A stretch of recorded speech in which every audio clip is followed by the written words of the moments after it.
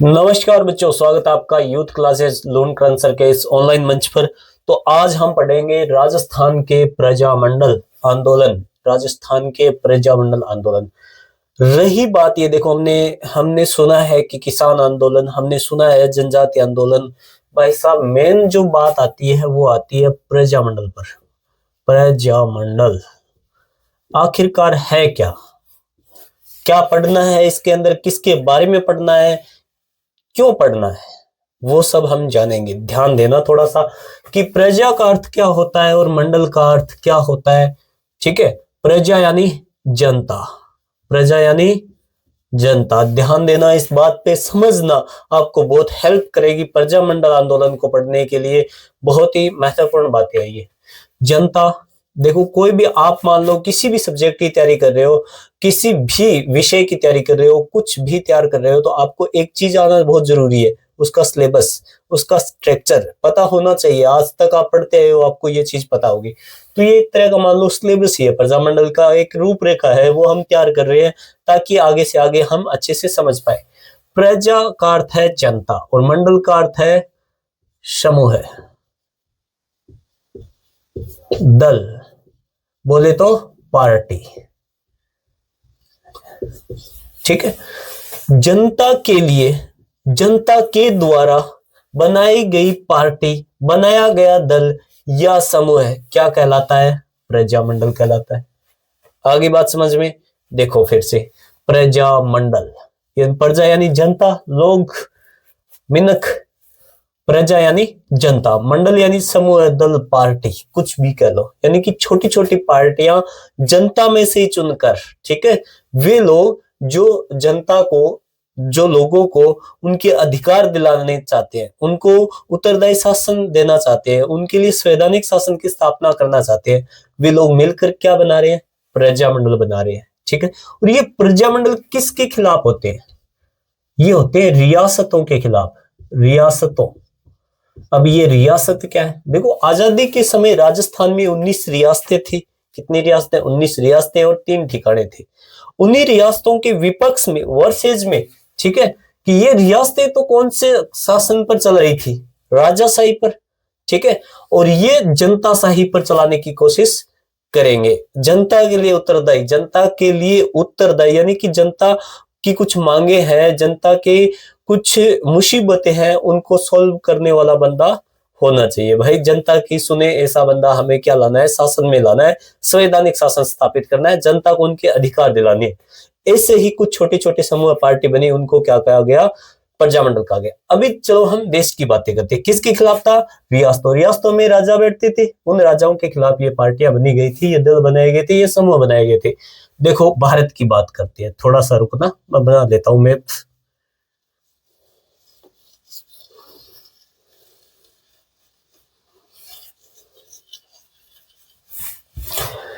ये कुछ भारत का मैप बना दिया मैंने। इसमें देखो, देश में जगह जगह क्या बनाए जा रहे थे? प्रजामंडल बनाए जा रहे थे। देश में जगह जगह क्या बनाए जा रहे थे? प्रजामंडल।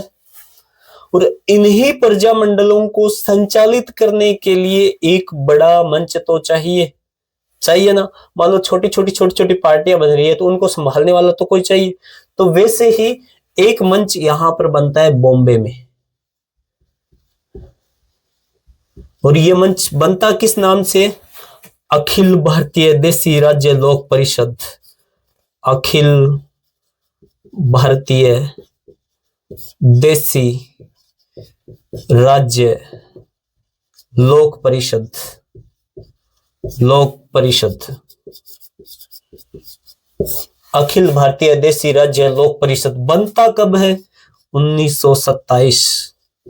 आजादी के समय, अभी मैंने बताया आजादी के समय, आजादी के आसपास 1947, उससे पहले, उससे के आसपास के समय में ये प्रजामंडल बने थे। उन्हीं को संचालित करने के लिए सबसे पहले एक मंच बना था, उसका नाम था अखिल भारतीय देसी राज्य लोक परिषद, जिसकी स्थापना 1927 ईस्वी में होती है। और इसके अध्यक्ष होते हैं दीवान रामचंद्र राव। अध्यक्ष कौन होते हैं? अध्यक्ष दीवान रामचंद्र राव। दीवान रामचंद्र राव। उपाध्यक्ष कौन होते हैं? उपाध्यक्ष होते हैं इसमें विजय सिंह पथिक। कौन? मैं नाम लिखवा देता हूं, आपको बता देता हूं, सुन लीजिए। विजय सिंह पथिक, विजय सिंह पथिक क्या होते हैं इसके? उपाध्यक्ष। अब सचिव किसको बनाया जाए? किस चीज का सचिव? वो भी राजपुताने का या फिर मध्य भारत का? राजपुताने का या मध्य भारत का अगर सचिव कहा जाए, या फिर अखिल भारतीय देशी राज्य लोक परिषद में ये जो भाग है, यहाँ पर जो प्रजामंडल है, यानी कि भारत का मध्य प्रांत है, मध्य भाग है, या फिर राजपुताना है, इसका एक सचिव बनाया जाना चाहिए। वो किसको बनाया जाता है? राम नारायण चौधरी को। तो सचिव राम नारायण चौधरी।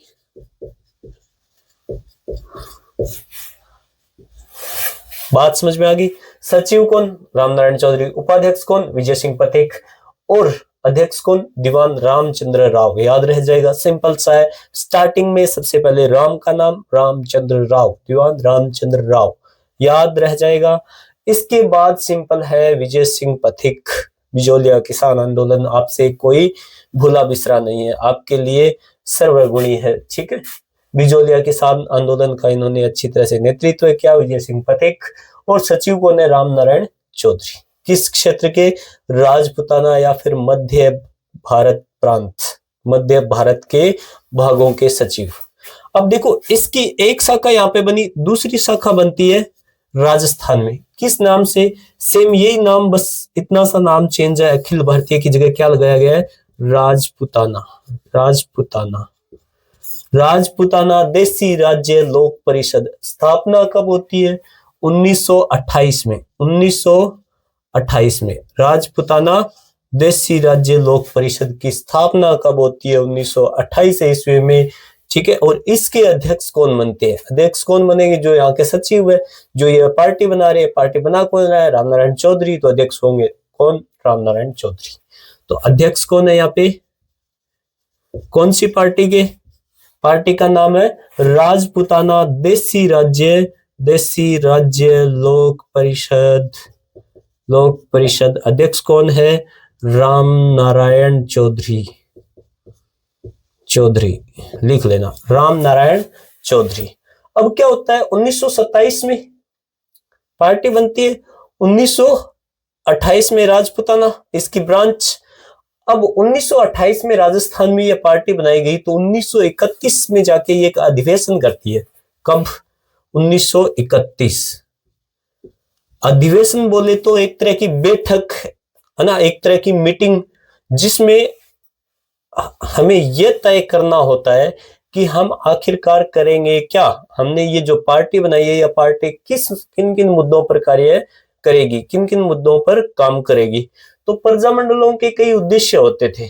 प्रजामंडल उत्तरदायी शासन की स्थापना करने के लिए काम करते थे, प्रजामंडल संवैधानिक शासन की स्थापना करने के लिए काम करते थे। यही प्रजामंडल लोगों को, जनता को, उनके अधिकार दिलाने का कार्य भी करते थे। तो इसीलिए क्षेत्र कौन सा चूज किया जाए? राजपुताना में भी 19 रियासतें हैं, 3 ठिकाने हैं। तो लोग क्या इनके खिलाफ, इन रियासतों के खिलाफ कोई प्रजामंडल बनाने जाएंगे तो क्या ये बनाने देंगे? नहीं बनाने देंगे। तो ऐसी स्थिति में हम एक ऐसा क्षेत्र चूज करते हैं जो राजस्थान के लगभग एकदम बीचों बीच है, ठीक है, जिस पर अंग्रेजों का अधिकार है, न कि राजाओं का। सीधा अधिकार किसका है? अंग्रेजों का। तो वो कौन सा क्षेत्र है? अजमेर, मेरवाड़ा। यहाँ पर प्रशासनिक सुविधा को सुचारू रूप से चलाने के लिए अंग्रेजों ने इस क्षेत्र पर अपना नियंत्रण कर रखा था। अब भाई ये जो प्रजामंडल बनेंगे, ये जो अधिवेशन होगा, ये होगा राजाओं के खिलाफ, रियासतों के खिलाफ। तो अंग्रेजों के खिलाफ तो नहीं हो रहा। तो अंग्रेज इतने शाणे थे, इतने यहाँ पर अच्छे थे कि वो कुछ नहीं कहते हैं कि भाई तुम हमारे खिलाफ कुछ नहीं कर रहे हो, इतना ही बहुत है। तुम राजाओं के खिलाफ चाहे कुछ करो, हमें कोई लेना देना नहीं, बस हमारे खिलाफ कुछ नहीं करना है। तो ऐसी स्थिति में ये कहां पर कौन सा क्षेत्र चुनते हैं? अजमेर, मेरवाड़ा। आई बात समझ में? आई बात? चलो, हमने क्या देखा? 1931 में क्या होता है? अधिवेशन होता है। किसका? राजपूताना देशी राज्य लोक परिषद का प्रथम अधिवेशन। कौन सा अधिवेशन? प्रथम अधिवेशन। कहां पर होता है? अजमेर में होता है। अध्यक्ष कौन? वही रामनारायण चौधरी। कौन? रामनारायण चौधरी। इस अधिवेशन में आसपास के बहुत सारे वो लोग इकट्ठे होते हैं जो लोगों को, जनता को उत्तरदायी शासन देना चाहते हैं, जनता को उनके अधिकार दिलाना चाहते हैं। तो देखो, इस सम्मेलन में, इस अधिवेशन में भाग लेने के बाद 1931 में, तो ये होता कब? 1931 में दो प्रजामंडल हमारे सामने आते हैं। यहां से तुरंत जयपुर जाने के बाद कर्पूर चंद्र पाटनी अपना नया प्रजामंडल बनाते हैं। कब? 1931 में कौन सा प्रजामंडल बनता है? जयपुर प्रजामंडल। ठीक है। जयपुर वाले जब ये कर देते हैं तो नीचे बूंदी वाले भी बूंदिया बांट देते हैं। कब? 1931 में एक और प्रजामंडल बनता है। कौन सा? बूंदी प्रजामंडल। कौन सा प्रजामंडल? बूंदी प्रजामंडल। अभी हमने देखा, क्या क्या देख लिया? देखो, एक तो प्रजामंडल क्या होते हैं, उनके उद्देश्य क्या होते हैं। उद्देश्य यानी उत्तरदायी शासन की स्थापना करना। उद्देश्य में हमने देखा संवैधानिक शासन की स्थापना करना। उद्देश्य में ही हमने देखा कि लोगों को उनके अधिकार दिलाना। सबसे पहले इन प्रजामंडलों को चलाने के लिए एक मंच, एक पार्टी बनती है जिसका नाम होता है अखिल भारतीय देशी राज्य लोक परिषद, जो बॉम्बे में बनती है, जिसके अध्यक्ष होते हैं दीवान रामचंद्र राव, उपाध्यक्ष होते हैं विजय सिंह पथिक, और सचिव मध्य प्रांत, मध्य भारत या राजपूताना के सचिव बनाए जाते हैं रामनारायण चौधरी। रामनारायण चौधरी इन्हीं से प्रेरित होकर इसी पार्टी की एक शाखा, एक ब्रांच लॉन्च करते हैं। कहां पर? राजस्थान में। राजस्थान में राजपूताना में किस नाम से? राजपूताना देशी राज्य लोक परिषद, जो राजपूताना की सारी छोटी छोटी पार्टियों को चलाएंगे। ठीक है, संभालने का कार्य एक तरह से करेंगे, उनको एक मंच प्रदान करेंगे।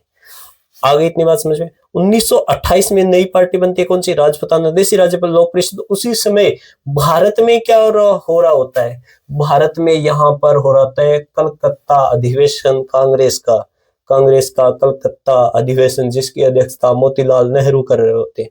कांग्रेस यहाँ पर मांग करती है कि भारत के प्रजामंडल में उत्तरदायी शासन की स्थापना होनी चाहिए। आगे बात समझ में। क्या मांग करती है? कि भारत के जो भी प्रजामंडल है उनमें क्या होनी चाहिए? उत्तरदायी शासन की स्थापना होनी चाहिए। ये थी मोटी मोटी वो बातें जो आपको याद रखनी है, समझनी है। क्या पढ़ा है अभी? उद्देश्य पढ़े है, पार्टी, मंच। ठीक है, सबसे बड़ी पार्टी अखिल भारतीय है, फिर राजपूताना देशी राज्य लोक परिषद, इसके अध्यक्ष प्रथम अधिवेशन अजमेर में होता है। उसी समय दो प्रजामंडल सामने आते हैं 1931 में ही। कौन कौन से प्रजामंडल? जयपुर प्रजामंडल और बूंदी प्रजामंडल। अब हम उन सब प्रजामंडल को देखते हैं जो कब बने थे, 1931 से लेकर 1946 के बीच। चलिए उन पर थोड़ी चर्चा करते हैं। देखिए, पहले मैं लिख देता हूं, फिर मैं आपको ये याद करवाता हूं। 1931, ठीक है। 1931 के बाद 2 साल तक कोई प्रजामंडल सामने नहीं आता है राजस्थान में। 1931 के बाद 32, 33 और फिर आते 34 में। 1934 में एक और प्रजामंडल, 35 में कोई नहीं, 36 में एक और प्रजामंडल, 37 में कोई नहीं, 38 में भी प्रजामंडल सामने आते। 38 का क्या मामला है? 1938 में क्या हुआ था कि हरिपुरा अधिवेशन हो रहा था गुजरात, बारडोली के पास हरिपुरा गांव है, वहां पर अधिवेशन हो रहा था। और उसी अधिवेशन में कांग्रेस समर्थन देती है किसको? प्रजामंडल को। जब कोई आपको सपोर्ट करे तो आप भी क्या हो जाते हो? चार्ज। तो प्रजामंडल वाले भी हो गए चार्ज, बना डाले सबसे ज्यादा प्रजामंडल। कितने? 5। कौन से सन में? 1938 में। जब कोई बड़ी पार्टी सपोर्ट करती है तो उत्साह तो उत्पन्न होना लाजमी है। 1938 के बाद 1939 में भी कुछ पार्टियां सामने आती है, ठीक है, कुछ प्रजामंडल बनते हैं। 1939 के बाद 1942 के बाद 1943, फिर 44, फिर 45 और फिर 46। 1946 तक प्रजामंडल बनते हैं। इन सब के नाम याद कर लेते हैं। सन कैसे याद करनी है वो मैं आपको बताऊंगा, बने रहना वीडियो में। देखिए 1931 में 2 प्रजामंडल बनते हैं। 1931 वही जो अभी मैंने आपको बताया कि राजपूताना देशी राज्य लोक परिषद का गठन होता है और वो अपना प्रथम अधिवेशन 1931 ईस्वी में अजमेर में करती है, अजमेर मेरवाड़ा में करती है। और इसी समय 2 प्रजामंडल बनते हैं, जयपुर और बूंदी, जयपुर और बूंदी प्रजामंडल। ये रही बात 1931 की। 1934 में भी प्रजामंडल बनते हैं। 1934 में भी प्रजामंडल सामने आते हैं, जिसमें कौन कौन से होते हैं? मारवाड़ प्रजामंडल और हाड़ौती प्रजामंडल। हाड़ौती प्रजामंडल, हाड़ौती प्रजामंडल। इसके बाद और प्रजामंडल हमें देखने को मिलते हैं। बीकानेर, मैं लिख देता हूं पहले फिर आपको याद कराता हूं।